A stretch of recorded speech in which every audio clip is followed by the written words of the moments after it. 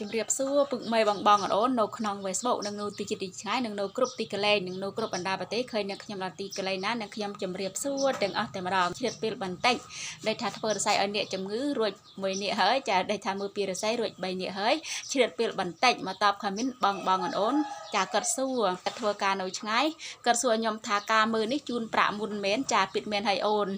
ចាគឺការមើលនេះគឺជូនប្រាក់មុនអូនដូច្នេះបើអូនចង់មើលពីរស័យឬក៏បងប្អូនចង់មើលពីរស័យឬក្រុមក្រសាឬក៏ដៃផ្ទះឬការរស់នៅរបស់បងប្អូនឬក៏បងប្អូនចង់មើលពីគេចម្ពាក់ប្រាក់ឬក៏បងប្អូនចង់មើលពីអ្វីមួយចាបងប្អូនចាស់ចូលកលែងឆាតចូលសួរខ្ញុំសិនព្រោះឲ្យជួនកាលខ្ញុំអត់បាននៅផ្ទះចេះណោះជួនកាលលេខថាមានអូនម្នាក់គាត់ជួយមកដល់ផ្ទះខ្ញុំហើយគាត់មកអត់ជួបចេះណោះបងប្អូនដូច្នេះហើយមានអូនគាត់សួរថាតើការមើលនេះមើលច្បាស់មើលត្រង់អត់ណោះមើលត្រូវអត់ចាដែលអូនគាត់ធ្វើការនៅកំពង់សោម